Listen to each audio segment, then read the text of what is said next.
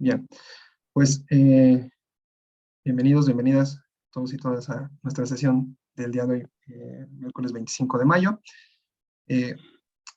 Como ustedes saben, este grupo tiene por objetivo justamente pues darle supervisión a la práctica clínica desde la perspectiva de terapia cognitiva conductual. Sin embargo, la titular de este espacio, la doctora Carolina Santillán, como ya se los ha mencionado en diversas ocasiones, considera que el ámbito clínico es solamente una de las dimensiones, ¿no? De la experiencia humana, ¿no? Si me permiten llamarlo así. Y pues hay más temáticas, ¿no? Hay más situaciones, más fenómenos que exceden, van más allá de lo individual, ¿no?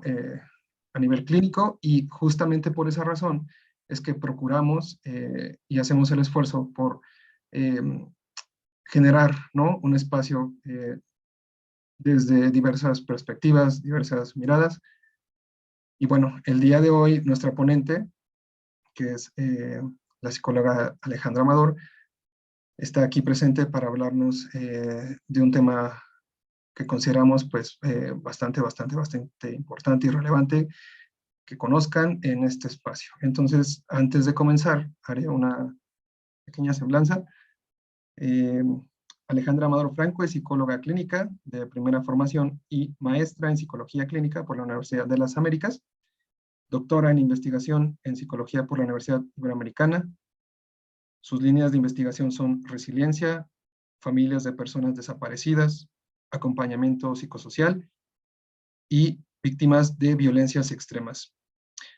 Su trabajo de investigación doctoral cuenta con un reconocimiento por su excelencia por parte de la Ibero.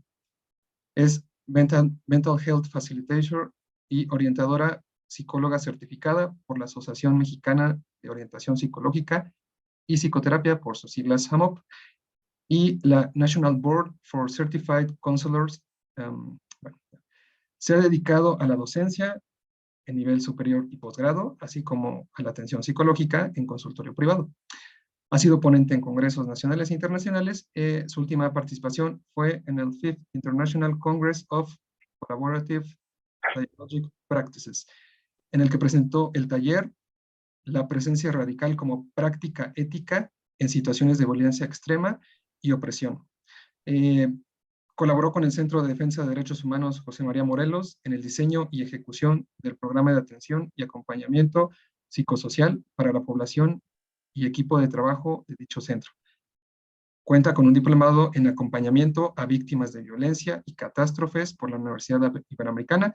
En 2018 realizó una estancia de investigación en la Universidad de los Andes, en Bogotá, para trabajar sobre el tema de desaparecidos y las representaciones de la ausencia en el equipo de Juan Pablo Aranguren. Es coordinadora académica del Diplomado Acompañamiento Psicosocial con personas víctimas de violencias y violaciones a derechos humanos de la Universidad de las Américas, Ciudad de México. Coautora del taller El Viaje, un taller para reflexionar, actuar y transformar, para Reinserta Asociación Civil. El taller surge con el propósito general de contribuir al bienestar psicoemocional de las mujeres participantes, personas privadas de la libertad en México, desde una perspectiva de género y enfoque de derechos humanos.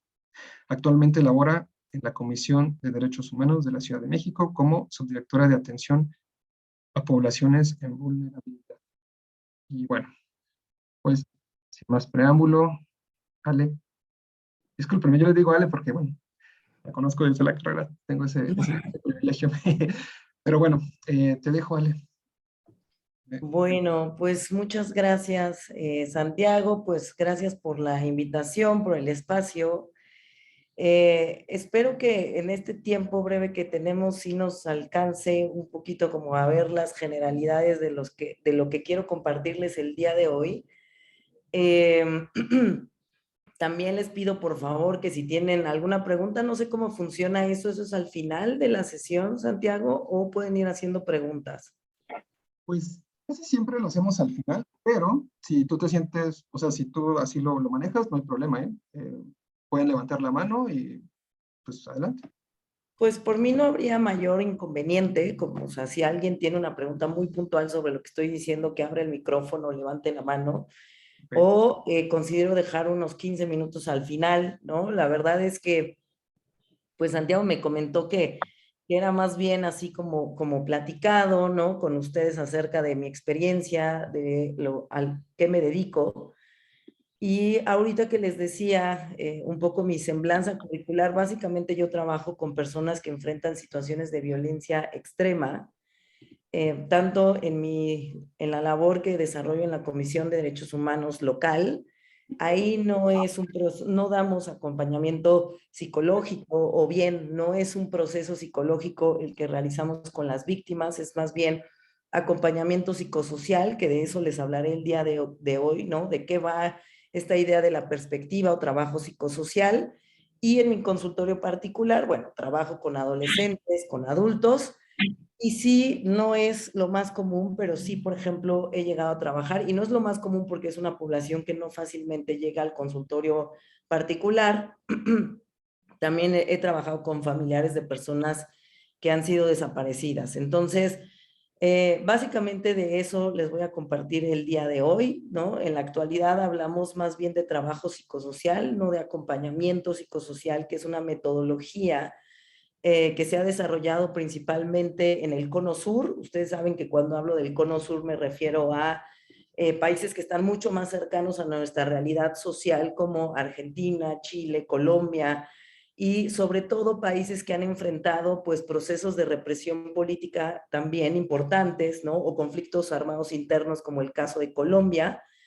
Y que bueno, eso es una, perdónenme, ando un poquito mal de la garganta, ya con prueba negativa al COVID, pero lo que les quiero decir es que todo mi acercamiento a esta población en particular que ha sido víctima de violencia extrema, de delitos de alto impacto y violaciones graves a sus derechos humanos, pues se deriva básicamente de mi acercamiento en mi proyecto de investigación doctoral con familias que enfrentan la desaparición de uno de sus miembros. Y bueno, al estar durante ese proceso, ¿no? En la investigación que duró cerca de 4 años, pues me di cuenta básicamente que la perspectiva psicoclínica tradicional, ¿no? La psicología clínica como la conocemos hasta el día de hoy, no quiero generalizar, pero sí en su mayoría, ¿no? Que es una psicología pues bastante eurocentrada, occidentalizada, y que básicamente hemos traído de países como Estados Unidos sobre todo, ¿no? Por ser frontera con ellos, muchas de las cosas que hacemos están informadas por las cosas que se hacen en países eurocentrados, occidentalizados. En ese momento me di cuenta que esa psicología tradicional y clínica se quedaba muy corta en el trabajo con este tipo de poblaciones, ¿no? Poblaciones que actualmente llamamos grupos de atención prioritarias, ¿no? Antes se les conocía como grupos en situación de riesgo o vulnerabilidad, actualmente en la Constitución ya se llaman así, ¿no? Grupos de atención prioritaria, cuando nos referimos a mujeres, personas migrantes, refugiados, niños, niñas, adolescentes, personas víctimas de violencia, defensoras de derechos humanos. Entonces, bueno, de ese acercamiento básicamente, lo que empecé a considerar, por ejemplo, es que algunas de las teorías tradicionales con las que nosotros contamos y desde las cuales leemos el mundo, lo interpretamos y por supuesto como terapeutas accionamos, insisto, pues se quedan bastante restringidas y nos dan una mirada muy limitada de lo que sucede con familias que enfrentan eventos límite o situaciones límite.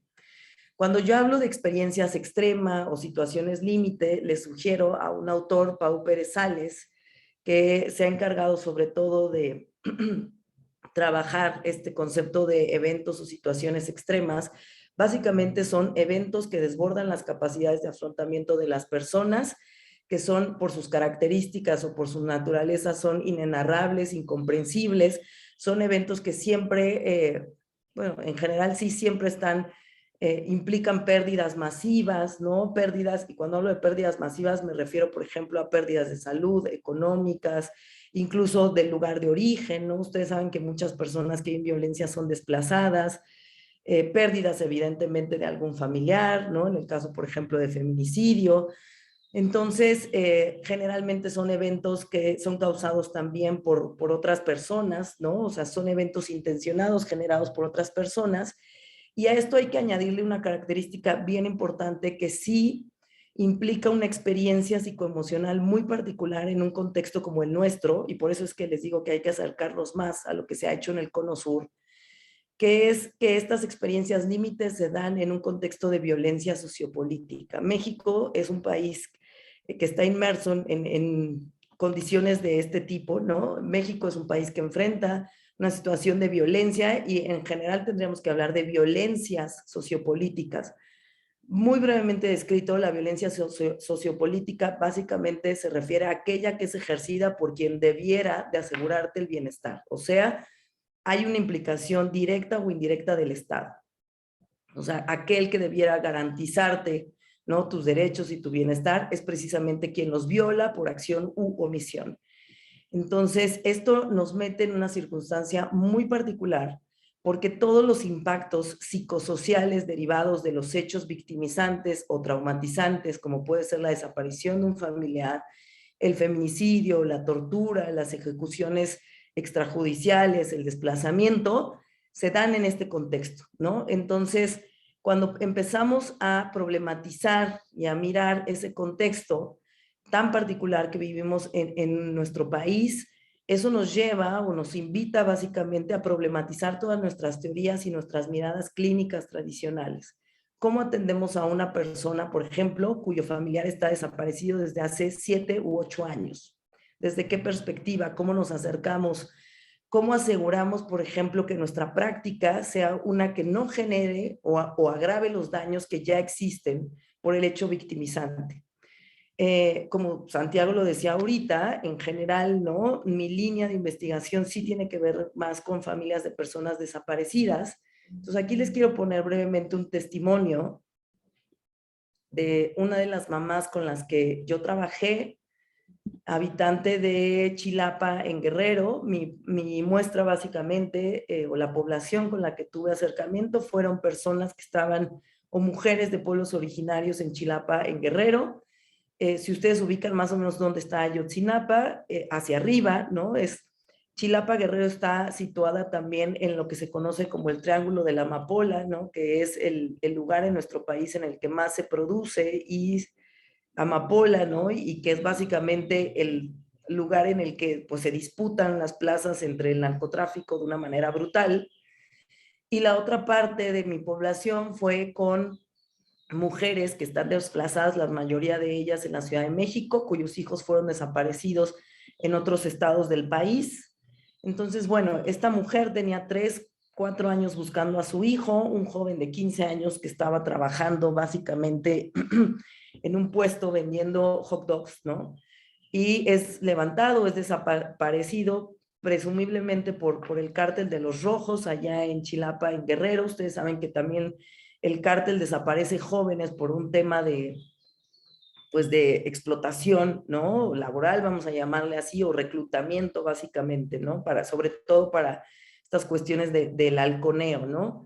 Entonces esta mujer me decía, me truenan, se refiere a sus dientes, me levanto y me he mordido y me mandan a una clínica mental. Esta mujer se había volado las muelas de la fuerza o de la presión que ejercía mientras dormía, se había volado muchas de sus muelas. Me pasan con la psicóloga y me dice, ¿por qué viene? Por esto, esto y esto. Porque tengo estos síntomas, responde. La tiene que ver la psiquiatra. Muy bien, responde G. Pero la cita va a ser muy tardada, se lo comento. Le digo, bueno, démela. Y me contesta, si ya pasó 7 años, que no puedo aguantar unos meses, ¿no? Le digo, sí, démela. Y me la da. Y me dice, espéreme tantito. Ni siquiera me dijo, vamos a ver, a revisar un estudio, un cuestionario, una evaluación. Entonces les pongo este breve testimonio de una mujer que busca, ¿no?, una atención psicológica, que busca atención psiquiátrica y recibe esta respuesta. Y así como este testimonio les puedo poner N cantidad, ¿no?, de otros de mujeres que refieren también que ya no quieren asistir, por ejemplo, a consulta terapéutica. Muchas de ellas ni siquiera ese es su interés, eso es una realidad, porque están en los procesos de búsqueda de justicia y de verdad. Pero también lo cierto es que aquellas que se han acercado en particular cuando tienen un familiar desaparecido, a espacios clínicos, ¿no? A espacios terapéuticos, lo que han encontrado muchas de las veces, por ejemplo, es que los psicólogos, los terapeutas, las obligan, ¿no? A hacer un proceso de duelo. Las llevan, por ejemplo, les dicen cosas como usted tiene que superar esto, tiene que dejar ir, ¿no? Una de ellas con mucha indignación me narraba que la primera vez que acudió a un espacio terapéutico, el terapeuta, su instrucción fue junte toda la ropa de su hijo, póngala en una caja, llévela al río y déjelo ir y supérelo y concéntrese en su familia, ¿no? La familia que resta. Y lo cierto es que yo lo que encontré en mi investigación doctoral, y no solamente yo, sino es algo que han problematizado muchísimo los colombianos, que ustedes saben tienen una problemática también muy parecida al fenómeno de la desaparición en nuestro país, que ya alcanzamos más de 100,000 personas desaparecidas, números oficiales. Hay, por supuesto, un subregistro también importante. Las y los colectivos hablan de más de 200,000 personas desaparecidas. Entonces, lo que se ha problematizado muchísimo es que por las características de la pérdida, por la naturaleza del hecho traumatizante, no hay lugar al duelo, porque no hay un cuerpo que dé una certeza acerca de que la persona ha fallecido, ¿no? Entonces, contrario a los procesos de duelo habituales, donde la angustia, ¿no? Y la ansiedad se detonan de la prueba de realidad, ¿no? De la certeza acerca de que la persona querida ha fallecido, acá sucede todo lo contrario, ¿no? No hay posibilidades para la elaboración y la angustia está vinculada precisamente con la incertidumbre, con la angustia e incertidumbre de no saber acerca del paradero, ¿no? De la persona desaparecida. Y justamente eso es lo que hay que trabajar, ¿no? No significa, cuando digo no hay posibilidades para la elaboración, no significa que no podemos hacer nada con las personas. Y eso es justamente a lo que nos invita la perspectiva psicosocial. ¿Qué hacer con personas que enfrentan hechos traumatizantes, hechos victimizantes? Y sobre todo, porque lo que entendemos, por ejemplo, acá, desde esta mirada, es que una persona que enfrenta una violación grave a sus derechos humanos o que enfrenta una situación de violencia extrema, en realidad, ¿no? Lo que está viviendo es una serie de violencias que se superponen. Son personas que enfrentan violencias sociales, institucionales, estructurales, ¿sí? Y todo eso da origen a procesos de traumas psicosociales. O sea, lo primero que hay que entender cuando trabajamos con víctimas de violencia extrema es que los conceptos de duelo, pérdida y trauma se tensionan. No podemos entender trauma desde una perspectiva clínica tradicional porque se queda corto. Porque acá los orígenes de lo traumático, o sea, las causas, por así decirlo, de lo traumático, así como las posibilidades para que éste se cronifique en el tiempo, ¿sí? Y el poder entender los impactos de esa situación en particular, hay que mirarlos desde una perspectiva estructural, social, histórica, institucional. Este es un concepto, por ejemplo, que surge... Ay, perdón, alguien escribe acá. Esto es un concepto, por ejemplo, que surge o que es creado por Ignacio Martín Baró, que empieza a hablar acerca del trauma psicosocial. Y justamente se refiere a este tipo de eventos, ¿no? Eventos en los que, por ejemplo, las personas, como ustedes saben, que tienen a un familiar desaparecido, el hecho victimizante es la desaparición, pero a ese hecho victimizante se suman una serie de eventos que son también potencialmente traumáticos. Eso es un trauma secuencial. En realidad, la desaparición de un familiar, la tortura, la ejecución extrajudicial, nos habla acerca de delitos que son continuados. A diferencia del modelo clínico tradicional del trauma, por ejemplo, en el que decimos, bueno, una persona enfrenta una situación adversa, un evento traumático, ¿no? Supongamos un choque y derivado del choque la amputación de uno de sus miembros, ¿no? Hay un evento muy claro definido en el tiempo, ¿sí? Y esa persona, a partir de ahí, nosotros sabemos que, bueno, hay una serie de criterios diagnósticos que nos llevarán eventualmente a considerar o no que esa persona posiblemente haya desarrollado un trastorno de estrés postraumático o cualquier otra categoría de esa naturaleza, ¿cierto? Pero cuando estamos hablando de violencia extrema, no es un evento acotado en el tiempo, ¿sí? De hecho, el evento victimizante, el hecho victimizante es el inicio de una serie de eventos traumatizantes que las personas van a enfrentar. Y por eso hablamos de trauma secuencial y trauma psicosocial. Hay un autor, Casey, que, por ejemplo, describe cómo es que el mismo contacto con el sistema de procuración de justicia que inevitablemente van a tener las personas que viven este tipo de situaciones es igualmente traumático que el hecho victimizante. ¿Eso qué quiere decir? Que, por ejemplo, una mamá, un papá cuya hija haya sido víctima de un feminicidio, ¿no? Y tenga que enfrentarse con los ministerios públicos que de pronto les dicen cosas tan dramáticas, son casos, de verdad, esto es lo que sucede, ¿no? Híjole, señora, pues sabe que usted lo que va, dele gracias si usted encuentra a su hija, y si la encuentra y la encuentra toda parchada y toda violada, pues al menos va a encontrar el cuerpo, ¿sí? Esa es una forma de violencia estructural e institucional que, por supuesto, retraumatiza y revictimiza a las personas. Entonces, eso nos lleva, nos invita a pensar si los modelos clínicos con los que hemos trabajado hasta el día de hoy, con esta población en particular, son suficientes. Porque en realidad lo que hemos terminado concluyendo desde la perspectiva psicosocial es que en países como México, desde estas miradas, como les digo, occidentalizadas y eurocentradas, hemos más bien tenido o hemos impulsado una psicología más reaccionaria que progresista. ¿Qué quiere decir eso? Que desde mi teoría clínica tradicional del duelo, la que ustedes me digan, ¿no? La más conocida, por ejemplo, Kubler-Ross, ¿no? Que tiene 5 etapas, pues a mí me llega a la consulta clínica privada una persona que enfrenta una desaparición y yo lo quiero trabajar desde ahí, ¿no? Y lo quiero trabajar desde ahí, ¿por qué? Pues porque esa es mi teoría y antepongo mi teoría y mi experiencia a la experiencia subjetiva de la persona, ¿sí? Entonces me quedo muy limitada porque termino dando una explicación, y si una explicación reduccionista, una explicación bastante simplista, ¿sí? De la experiencia de esta persona, cuando en realidad en la perspectiva psicosocial lo que decimos, por ejemplo, esta mujer que nos habla de me volé todos los dientes, hay mamás que hablan de fenómenos que podríamos definir como disociativos, ¿no? Una de ellas me decía, los primeros 2 años de mi vida no recuerdo absolutamente nada, veo documentos firmados por mí y no me acuerdo haberlos firmado, ¿no? O sentía mi cabeza que flotaba, que yo no estaba dentro de mi cuerpo, me rascaba tanto la mano hasta que llegaba mi esposo y me veía, y entonces me decía, ¿qué te estás haciendo? Y yo me estaba sangrando, ¿no? El brazo.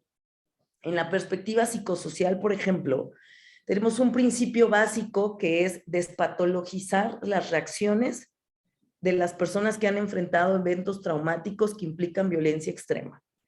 Y despatologizar la reacción implica básicamente reconocer que eso es una reacción normal frente a un contexto que es anormal. Lo que es anormal es que desaparezcan personas. Lo que es anormal, ¿sí?, es que haya feminicidios, violencia contra la mujer de género, o violencia feminicida, que a lo mejor no termina en un feminicidio, ¿no? Pero los ahorcamientos, por ejemplo. Eso es lo anormal. Y despatologizar las reacciones de las personas es bien importante, porque no nada más es decirle, bueno, no hay un contexto que está generando esta reacción en particular. La despatologización de las reacciones de las personas también nos lleva a repolitizar su dolor y sufrimiento, que eso es algo que lamentablemente hemos hecho desde los modelos clínicos tradicionales. Hemos despolitizado el sufrimiento y el dolor de las personas. En Chile, por ejemplo, hablan acerca de la mitificación y la psiquiatrización que se ha hecho de las madres que buscan a sus desaparecidos, ¿no? Las locas, las que gritan, las histéricas, las que queman. En Argentina en particular, por ejemplo, con las madres de las Plaza de Mayo, ¿no? Que se hablaba acerca de las locas que queman, las que ya perdieron el juicio de realidad. Incluso si ustedes se van a 1980, hay muy desafortunados artículos desde una perspectiva psicoanalítica en el que se habla acerca de cómo cuando estas madres exigen la presencia con vida de sus hijos desaparecidos, estos autores dicen, bueno, pues les está fallando básicamente el juicio de realidad, ¿no? Están disociadas, están locas básicamente. Ahora sabemos que no, que la exigencia de la presentación con vida de las personas que son desaparecidas tiene que ver con las posibilidades para reapropiarse de su historia y para subjetivarse en sus propios términos, ¿sí? Es una forma de resistencia. ¿Por qué es una forma de resistencia y una práctica de contrapoder? porque mientras el Estado lo que busca es instaurar una política de olvido, ¿no? De hablar de casos, ¿no? Ya saben, 100,000 personas, pero no les ponen ni rostro ni nombre, no hay afecto. El Estado busca apostarle al olvido. El Estado busca apostar a lo que habla Judith Butler, ¿no? Los cuerpos sin nombre y los nombres sin cuerpo. Los excluidos, esos que decía Felipe Calderón que son los daños colaterales. Entonces, el Estado apunta a eso. ¿Qué hacen las mamás y los papás que buscan cada vez que nombran a sus hijos, cada vez que se paran en cualquier espacio y tienen sus fotos, ¿no? En términos, por ejemplo, de lo que pensamos en la terapia narrativa es la presentificación, historizar la vida de quien ha desaparecido. Pero eso es básicamente apostarle una política, ¿sí? Una política de la memoria, una política que hace resistencia a esa violencia extrema, ¿no? Al final, la violencia extrema, por ahí hay una autora, Clara Valverde, que dice que la violencia extrema apuesta al borramiento, apuesta al olvido, apuesta a arrebatar todo. Y frente a eso, las resistencias de las familias que buscan, es nombrar, es denunciar, y no solamente es denunciar, ¿no? A quien ha ejercido la violencia, es enunciar que hubo una vida que valió la pena ser vivida, ¿sí? Entonces, lo que hacemos, por ejemplo, desde la perspectiva psicosocial es buscar en el espacio terapéutico y comunitario esas formas de resistencia, esas prácticas de contrapoder, de subversión, de disidencia, y pensamos mucho más en una lógica horizontal. No somos terapeutas que intervenimos para reparar fallas, somos acompañantes, ¿sí? Que buscamos principalmente comprender el dolor, repolitizarlo, ponerlo en clave social, política, histórica, estructural, despatologizar las reacciones de las personas y buscar que esas personas puedan, con nuestro acompañamiento, ¿sí? No gracias a nosotros, sino con nuestro acompañamiento, reivindicar sus vidas y la vida de las personas que han desaparecido o de sus familiares. Lo que busca básicamente el acompañamiento psicosocial es que esas personas, a través de esas prácticas de contrapoder, puedan redignificar sus vidas y redignificar las vidas de quienes han sido torturados, de quienes están encarcelados injustamente. Entonces, el acompañamiento psicosocial, insisto, parte desde una mirada mucho más heterárquica, horizontal. Nosotros renunciamos básicamente a la posición de expertos, ¿no? Pensamos que vamos de la mano de la persona y que siempre lo que va al centro es la voz de las víctimas. Por ahí hay muchas personas que les van a decir, bueno, o van a cuestionarles la idea de víctima, ¿no? Y van a problematizarla. Algo que se hace en la terapia narrativa, por ejemplo, es cómo trabajamos de ser víctima a pensarse como sobreviviente, pero bueno, eso ya nos excede en esta conversación. Lo que les quiero decir es la perspectiva psicosocial, lo que busca básicamente, y la gran metodología que está de fondo en la mirada psicosocial, es el principio de acción sin daño. ¿Cómo hacemos para asegurarnos, cómo nos podemos asegurar que nuestras intervenciones con personas que ya han sido gravemente vulneradas no agraven el daño o no generen daños añadidos, por acción u omisión, ¿no? Un daño, por ejemplo, por omisión puede ser, pues yo lo que conozco es mi teoría clínica tradicional del duelo y como esa es la que me informa, desde ahí voy a trabajar con algo que no tiene nada que ver con duelo, ¿sí? El principio de acción sin daño lo primero que nos dice es, para acercarte a esta población, tú tienes que asegurarte de contar con las herramientas teórico-metodológicas necesarias, pertinentes, ¿sí? Y específicas para entender cómo funcionan estos procesos de traumatización extrema. Hablaba ahorita de trauma psicosocial, de trauma secuencial, y a eso le añadimos un concepto de los chilenos, que es traumatización extrema. Por ejemplo, mi familiar fue torturado y además de que fue torturado, tengo yo, ¿no? Bueno, fue torturado, me entero que fue torturado, tengo que acompañarle durante 3 o 4 meses, ¿no? En el hospital porque por la tortura, imaginen, esa persona tuvieron que hacerle una reconstrucción del ano. Y además de eso, ¿cómo me tengo que encargar, por ejemplo, de batallar con toda esa persecución política, porque si mi familiar torturado es una persona cuyo caso es mediático, ¿no? Cuyo caso tiene, que generalmente es así, ¿no? Por eso hablamos de redes de macrocriminalidad. Hay una difusión entre el crimen organizado y actores estatales importantes, ¿no? Y ustedes saben que eso es una cosa que sucede en nuestro país, muy preocupante, ¿no? Antes podíamos ubicar que el agresor eran las redes de narcotráfico, ahora sabemos que no, que hay una difusión entre el narcotráfico y los agentes estatales del más alto nivel. Entonces imagínense que mi familiar fue torturado, tengo que acompañarle en ese proceso y además llego a mi casa con mis hijos, hijas de 4 o 5 años que tiene que cuidar la abuela, ¿no? Y entonces ahí la abuela que ya estaba en un proceso de jubilación, ¿no? Tiene que volver a ejercer funciones ejecutivas maternas, ¿no? Lo que implica una disrupción en el ciclo vital familiar. Además de eso, tengo que enfrentarme con llegar a mi casa y toparme con que tengo 2 patrullas enfrente que me están tomando fotografías. ¿Sí? Se añade esa violencia, se añade ese hecho victimizante. Eso es un proceso de traumatización extrema.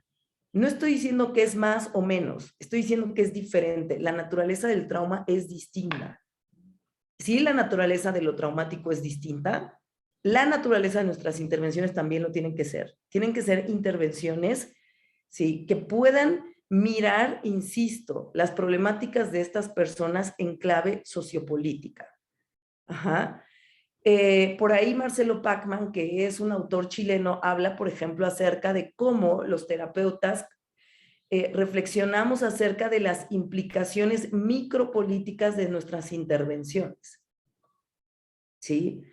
¿Qué estoy haciendo cuando le digo a una mamá, ya deje de buscar, señora, ya usted dedíquese a sus hijos, ya no sufra, déjelo ir, su hijo ya está muerto? Digo, además que eso es gravísimo, ¿no? Porque en realidad en desaparición lo que entendemos es que las personas, pasado muchísimo tiempo por sí mismas, van considerando la idea del posible fallecimiento de su hijo o hija. Pero eso es algo que le compete solamente a la persona en cuestión o a la familia.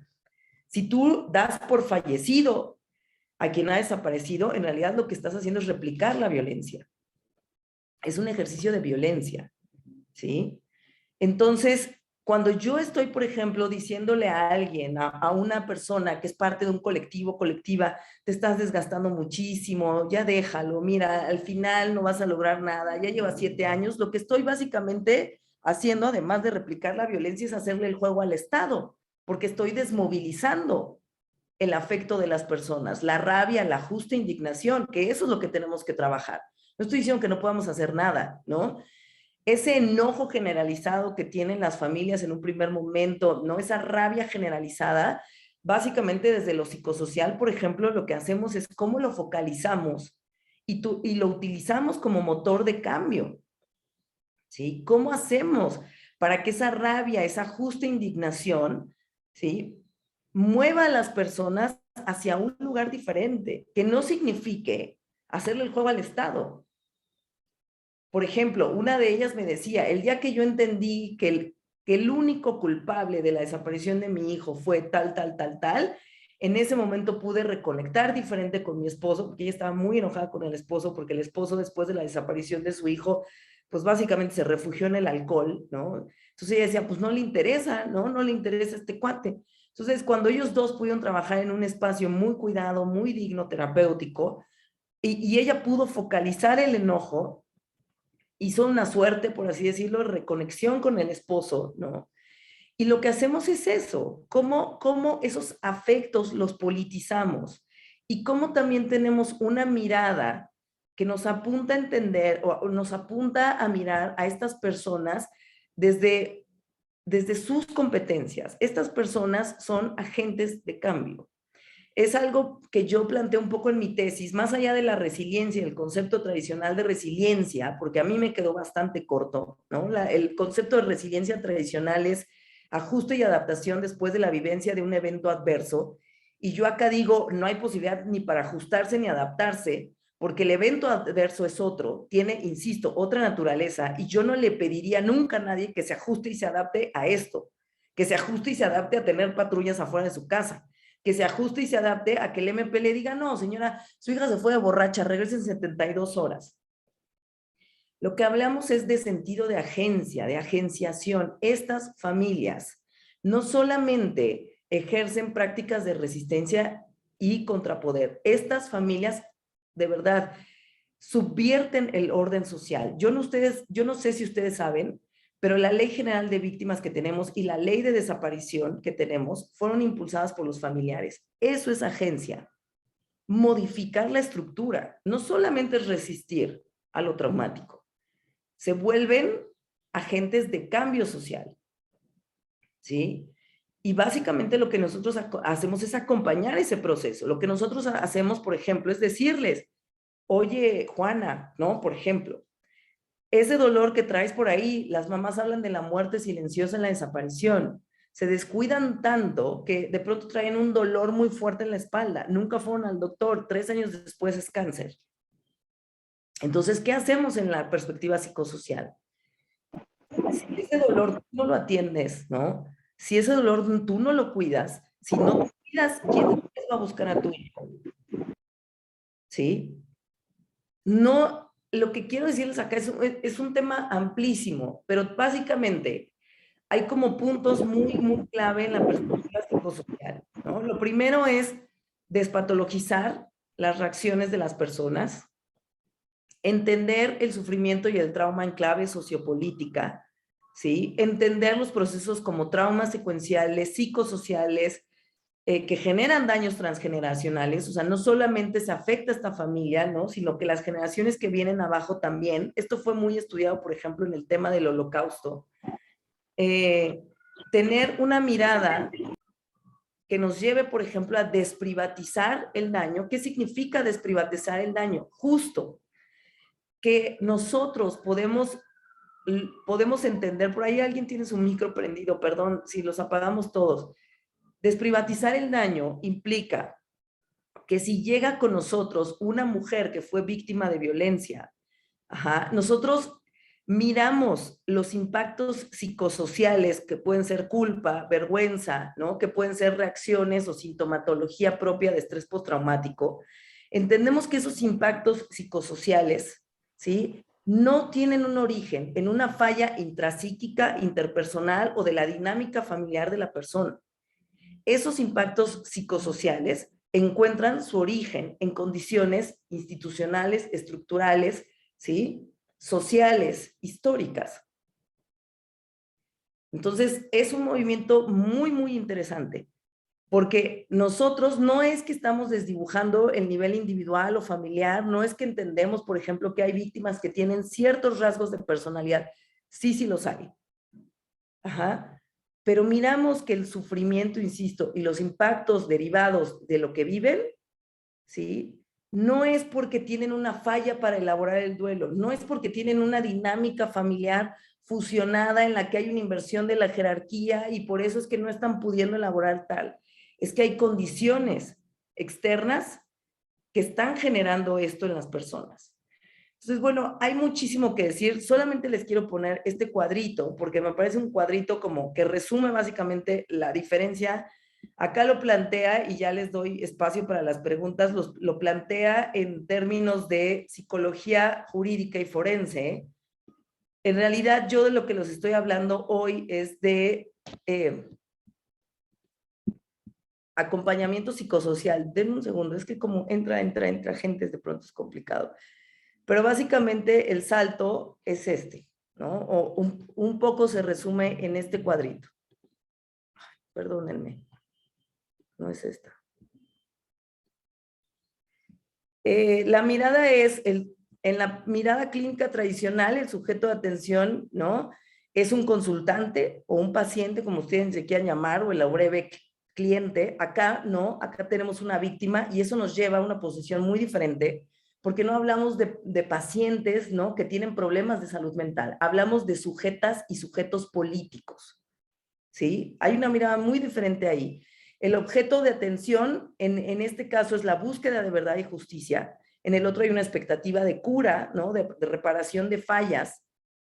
El origen de la problemática tiene causas políticas, sociales, ya las dije. En el otro lado tenemos causas intrapsíquicas, biológicas o neurológicas, familiares. El impacto de la problemática tiene una connotación social.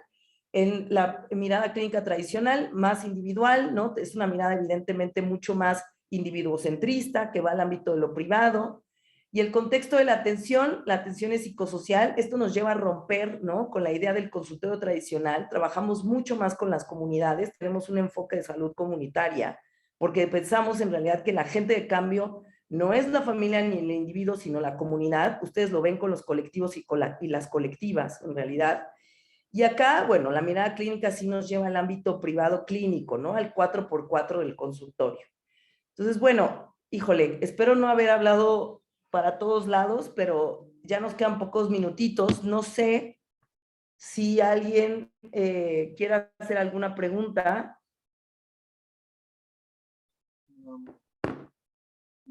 Hay unos mensajes en el chat de psicóloga Alejandra del CAR. Entonces ahí pone ella un comentario, ¿no? Y a ver quién más anda por aquí. Caro, ¿estás ahí? Ay, no, sí. Sí, perdón, voy a contestar en Colombia. No, nunca obligas a la denuncia, no. Eso es un proceso que le corresponde a la persona, que tú puedes acompañar, porque en realidad lo que piensan las personas es que con la denuncia muchas cosas se van a resolver, y no. En realidad el proceso de denuncia o de demanda es el inicio de un largo camino que va a ser, y va a ser, se los apuesto, retraumatizante y revictimizante.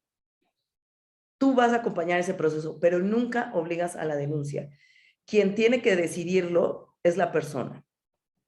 Justo lo que estas personas viven es una sensación de pérdida de control cuando enfrentan los eventos violentos.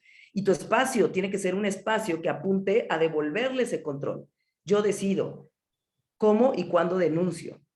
Por ejemplo, acá en la comisión, ¿no?, las personas empiezan sus procesos, y cuando llega una recomendación, que ya es la última instancia en la comisión, el emitir un instrumento recomendatorio, las personas piensan que ahí ya, ¿no?, ya lograron lo máximo, y no, ahí empieza otro proceso de seguimiento con las autoridades para que las autoridades respondan a esas cosas que nosotros les estamos diciendo. Tienes que repararle de esta manera y de esta otra, ¿sí? Entonces, en realidad, no. La denuncia la define la persona, y tú le tienes que hacer saber eso. Va a ser un proceso difícil. Si la haces pública todavía más, te vas a enfrentar con esto, no va a ser sencillo, es largo, las autoridades te van a querer cansar, las autoridades te van a desestimar, te van a descalificar, es probable que vivas otros eventos victimizantes, y no es para que tú incites o no a la denuncia, es para que le hagas saber cómo va a ser el proceso. Y ojo acá, esto es una bronca que yo traigo con algunas mujeres que están en los feminismos, ¿no? Que de pronto es como, tienes que levantar la voz y nos reivindicas a todas cuando denuncias. No tienes la obligación de reivindicar a nadie, y no tienes la obligación de levantar la voz por nadie. Si lo quieres hacer, bienvenido y te acompañamos, ¿sí? Pero la denuncia le compete a cada quien. Y también la persona se puede desistir, y denunciar no implica que el afrontamiento sea más o menos efectivo, tampoco. Ok, perspectiva psicosocial, el autor, para que empiecen todos y todas, Carlos Beristain, para que lo busquen, tiene un montón de protocolos, pero no sé, la gente que por ahí está levantando la mano, si quiera decir algo. Y a ver, voluntaria Nancy Leticia. Sí me gustaría, profesora. Fíjese que al escucharla, disculpe por no prender la cámara, estoy en un lugar público y hay mucho ruido y poca conexión, pero creo que usted toca un punto fundamental. Hoy en la mañana estaba yo en una conferencia de consumo de drogas y se aludía qué tanto el cristal está vinculado con violencia. Cuando lo miramos desde un enfoque individual a nivel de alteraciones psicosomáticas, podemos como hacer un círculo que identifique causa-efecto. Sin embargo, cuando se plantea este enfoque psicosocial que usted plantea, que es muy complejo por sí mismo, porque la violencia, ¿en dónde está? ¿En la que ejerce o la que desde antes se vio ejercida o en la que se vio dentro del contexto de cada una de estas personas que encuentran cierto alivio en la relación estrecha con una droga en particular? En el caso que usted nos plantea psicosocial, no nada más nos implica reconocerlo, entenderlo, que es un elemento muy interesante de contexto, sino que además nos lleva a un proceso mucho más grave o más complejo, porque no nada más es acompañar en lo individual y como usted lo plantea, de acompañarlo el sufrimiento o el dolor que causa esto o entenderlo, sino favorecer movimientos de cambio, y esto muchas veces va a demandar procesos interinstitucionales. No nada más, y eso a nivel de un proceso de acompañamiento genera mucha impotencia, porque no existen tantas redes para poder favorecer que esa persona no la puedes, así como que pues ya se va a encontrar a esta situación que usted planteaba de revictimización. A mí me ha pasado con pacientes en situaciones de violencia sexual en casa, que al haberlo reconocido, necesariamente hay una desconexión muy grave a nivel de la familia y un señalamiento, ¿no? Es algo que difícilmente lo va a poder afrontar un terapeuta, eso lo afronta la persona y la misma persona que ya de anteriormente era complejo enfrentar la misma situación de violencia. Entonces creo que es un enfoque mucho más integrativo, mucho más honesto, creo yo, podría ético reconocerlo, y en vez de estar colocando a los sujetos solos, sino que estamos en un contexto, pero que también nos coloca en mucha impotencia.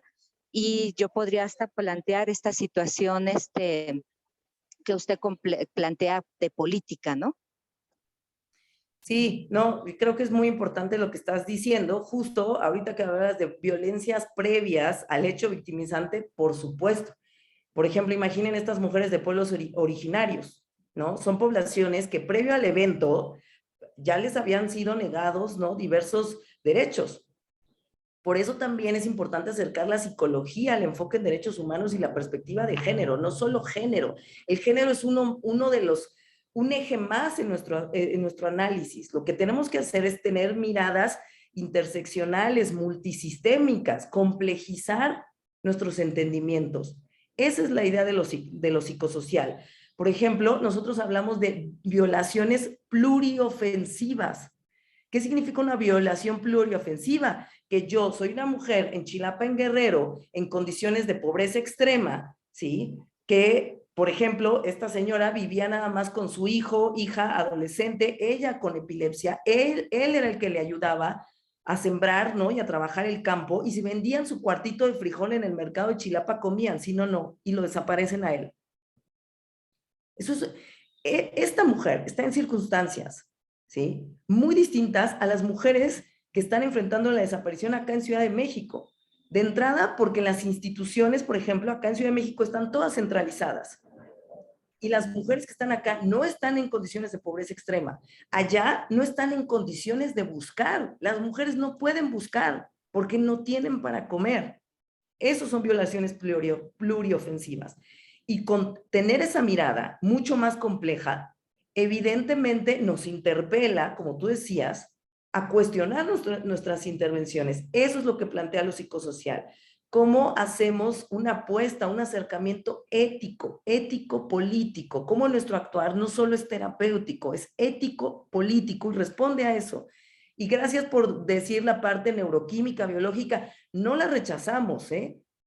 Nuestras lecturas, insisto, son multisistémicas. Si alguien requiere ansiolítico para dormir, se le da, ¿sí? Pero entendemos que la mirada no se concentra nada más ni en lo individual, ni en lo familiar, ni en la neuroquímica, sino que hay todo este contexto, y que es un contexto, insisto, muy particular. Es un contexto de violencia sociopolítica y de necropolítica. La necropolítica es eso, cuando se difuminan los límites entre los agentes estatales y el crimen organizado. No sabes de dónde viene el fregadazo. Estas familias te dicen, yo veo afuera de mi casa a marinos y no sé si son parte de.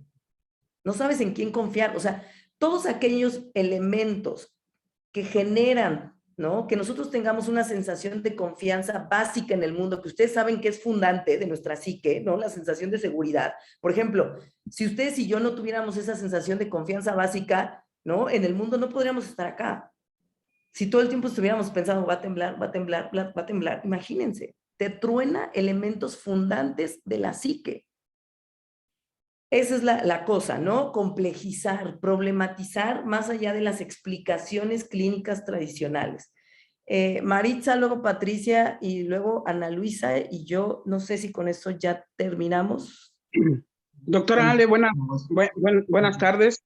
Le agradezco mucho su participación y sobre todo el aclarar esta intervención multisistémica a la que estamos convocados. No es, ya que prestamos servicios, no es opcional, sino es una necesidad de la realidad y además para poder demandarle al Estado que disminuya la violencia estructural y nosotros ser un vínculo para que disminuya esa violencia estructural también. Entonces, O no sé si fui yo. le quiero hacer el audio. No sé. ¿Sí me escucha? ¿Hola? ¿Vale? Ya, perdón. ¿No? Sí. Entonces quería, en esta preocupación que tengo yo que me convoca toda esta realidad, hacer la parte de disminuir lo más posible la violencia estructural. A veces nos toca derivar hasta dónde la Comisión de Derechos Humanos puede vigilar, por ejemplo, que una persona tenga todo este proceso, el debido proceso y todos los apoyos psicosociales y psicoemocionales. ¿Hasta dónde podemos demandarle a la comisión? Porque pues es usted con todo su saber y toda su voluntad, más cuántos más, ¿no? Como 5, como 4. Y entonces, ¿cómo enfrentar a toda la población que el Estado está produciendo en este estado de víctima grave? ¿No? ¿Cómo enfrentarla? ¿O qué podríamos hacer desde la sociedad civil para apoyar a la comisión? ¿O cómo nos podemos convocar con la comisión para tener una red de apoyo a la comisión en esta atención, por ejemplo? ¿No? Ya, esas son mis preguntas. Mira, yo acá les quiero ser muy, muy clara porque además no estoy autorizada a hablar por la comisión, no vengo hoy en representación de la comisión, les hablo más desde mi trabajo de investigación doctoral. Yo lo que creo que es bien importante es justo acercarse a las colectivas y a los colectivos. Ahí está la respuesta, ¿no? La respuesta está con la sociedad civil, la respuesta está con la movilización, la respuesta está, y de inicio les va a sonar por ahí medio romántico, pero con dejarse interpelar, o sea, con voltear la mirada hacia estos problemas, ¿no? Yo siempre termino mis presentaciones con esta lámina, porque creo que de eso va y eso nos corresponde como terapeutas, como psicólogos, como psicólogas. O sea, la psicología como ciencia social, y ustedes saben que las ciencias sociales están llamadas a dar respuesta a los problemas sociales y sobre todo a los que aparecen urgentes como estos que estoy hablando el día de hoy, tienen la posibilidad de formar parte de una política de memoria cuando lleva al terreno de lo público aquellos rostros que están ocultos, o sea, una psicología que denuncie, que enuncie, que interpele, ¿sí? Que problematice, que investigue esto, que voltee la mirada hacia acá. De no hacerlo, estamos contribuyendo con el establecimiento de una política de impunidad. O sea, por ejemplo, yo a mis alumnas les digo, de entrada, por ejemplo, éntrenle desde la licenciatura a la maestría en sus tesis de investigación a este tipo de problemáticas. ¿Sí? Salgamos del consultorio, llevemos la psicología más allá del consultorio, más allá del 4x4. Sumémonos a los movimientos sociales, no solamente a los movimientos feministas, ¿no?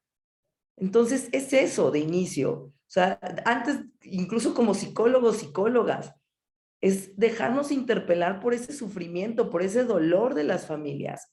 Porque si lo peor, yo le decía a una mamá, me tocó uno de mis como parte de mi trabajo de campo de la investigación de doctorado, ahí voy, Pati, me fui a un plantón en la CEGOP y me paré con ellas de entrada tomándoles fotos, ¿no? En ese momento no había pandemia, todo el mundo traía cubrebocas y yo les decía, oigan, ¿por qué traen cubrebocas? Y las mamás me contestaban, porque nos están tomando fotos, obvio, ¿no? Por supuesto que era así. Y yo veía entrar a todas las abogadas, abogados, defensores de derechos humanos a CEGOP con su café venti de Starbucks, súper trajeados, trajeadas, taconazo, etcétera, etcétera. Y yo le decía a una mamá, ¿qué es lo más difícil de enfrentar una desaparición? Y me contestó esto, y me señaló a una chava que venía entaconada con su café, que no nos volteen a ver.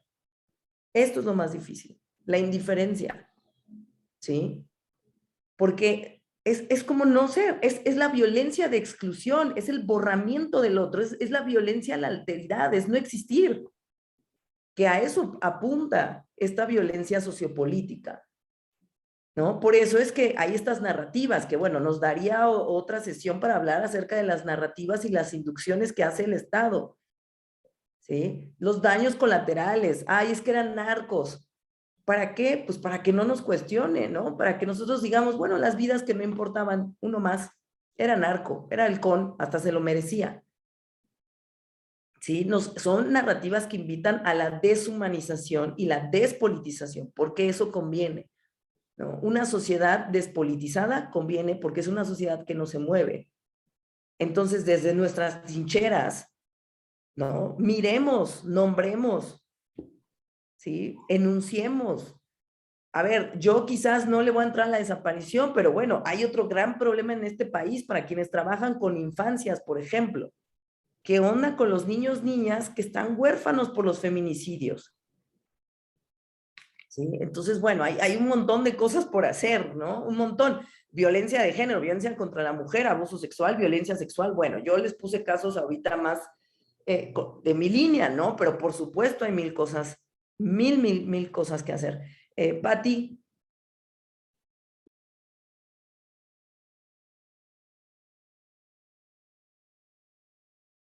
Creo que no te escuchamos. Gracias, ya espero que ya se escuche. Decía, es curioso porque voy entrando un poco retrasada a la sesión porque vengo precisamente de estar acompañando a una de mis visitantes, una de mis consultantes. Contextualizando un poco algo que te planteé en el chat, era precisamente de que, por ejemplo, estoy ahorita colaborando en un espacio dentro de un fraccionamiento en donde la situación psicosocial precisamente es muy violenta. O sea, hemos tenido feminicidios.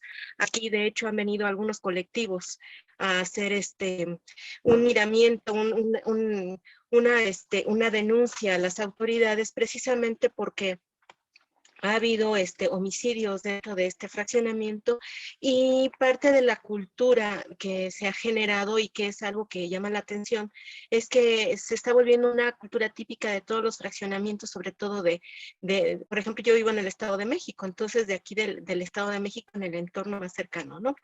Entonces, es curioso porque parte de mi trabajo es precisamente desde la perspectiva psicosocial, hacer el acompañamiento sobre todo a mujeres que han pasado por situaciones de violencia.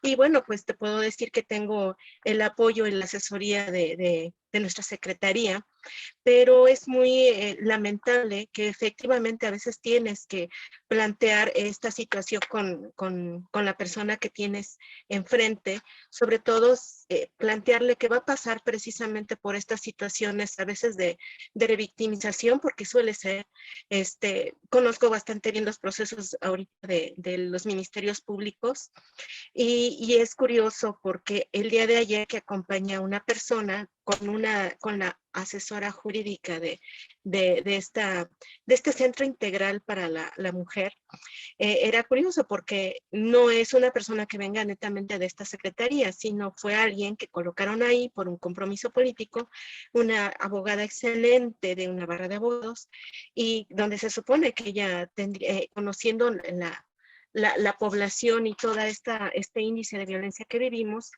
y sobre todo la nueva cultura de las mujeres que viven en esta localidad, ayer le decía, ¿por qué si te acosan? ¿Por qué si tus vecinas te están agrediendo? Porque la queja el problema fue que cada quien tiene que tener limpio su frente de su casa, y en la calle pues todo el mundo quiere tener limpio, pero resulta que llega, lo actual es que llega gente a vivir, no sé de dónde viene, son gente que ni siquiera es habitante del Estado de México, pero son gente que viene a delinquir, a ocupar casas, son paracaidistas, y algunos de ellos tenemos el tema de que son gente que tiene algún tipo de violencia, ¿no?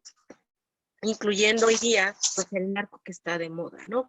Entonces resulta que una de las temáticas para empezar a dividir a la sociedad y que no haya denuncias y que no haya cohesión y no haya autocuidado, pues es precisamente generar el disturbio y el desorden social. Entonces el problema fue la basura. Te aviento la basura, generamos discordia, generamos ese tipo de división, y entonces resulta que la señora que llega a vivir, y todas son mujeres, que llega a vivir a la cuadra y que está enojada porque le avientan la basura, resulta que es una gente que pues está ligada a situaciones de delincuencia. Entonces, como la otra señora no se quiso adherir a esa pequeña grupo de amigas para poder generar este tipo de delincuencia, pues la fueron a agredir a su casa, y que me tiene sucio, y bueno, serie de insultos y amenazas, y salte que donde te quiera te encuentre te voy a agarrar, ¿no? Te voy a desgreñar. Resulta que la empiezan a acosar las vecinas, ¿no? Y cuando acude a solicitar el apoyo, pues lo abordan como una situación condominal. Y resulta que el mismo proceso condominal es la que la revictimiza y genera precisamente mayor violencia, porque pues obviamente las personas nunca se presentan, que es el protocolo, y entonces hay alianza entre las personas para poderla agredir, y se genera toda una situación de desvirtuar la realidad y el hecho, y entonces pues acude a buscar apoyo para ver pues está en situación de violencia, ¿no? Y la respuesta fue, ¿por qué no te cambias de domicilio? Porque estás viviendo un infierno. ¿Y qué crees? Qué pena, porque es un ambiente bastante duro, y tú sabes cómo está la situación ahí de la delincuencia, pues lo que tú me cambiaba. Yo cuando escuché eso, de verdad, para mí fue indignante, porque dices, es una persona que con trabajos, madre soltera, está pagando su casa, tiene hijos, y ¿cómo le pides que se cambie de domicilio si tiene toda su red de apoyo ahí, ¿no? Entonces te das cuenta que muchas veces el poder acompañar a alguien tiene que ver precisamente con ese acuerdo, como bien lo comentabas, de saber cómo funcionan los procesos institucionales, y cómo además la carga que tiene, la carga que tiene sobre todo a nivel ético, o toda esa responsabilidad ética de quien tiene esa responsabilidad de darte una asesoría jurídica, que es quien te defiende, quien te cuida, pues también tiene intereses particulares en esa situación. Y la idea era, yo creo que la situación era más de fondo, ¿no? Generar precisamente cuáles son las circunstancias que acontecen. Digo, desde mi perspectiva era ver, bueno, está pasando algo a nivel psicosocial, hay que generar un plan de acción o algo para trabajar a nivel comunitario, para evitar que le digas a alguien, pues cámbiate de domicilio, porque si lo vemos desde una perspectiva actual, eso no se generó ahorita, eso trae toda una conformación que lentamente se fue conformando esas condiciones para que ahorita haya un estilo de vida local de violencia, ¿no? Y lo más ofensivo desde mi perspectiva fue que le dijo, pues yo no sé, tantos años que tienes viviendo ahí, se me hace que o eres igual, o qué pasa contigo, ¿no? Tienes un problema, ¿no?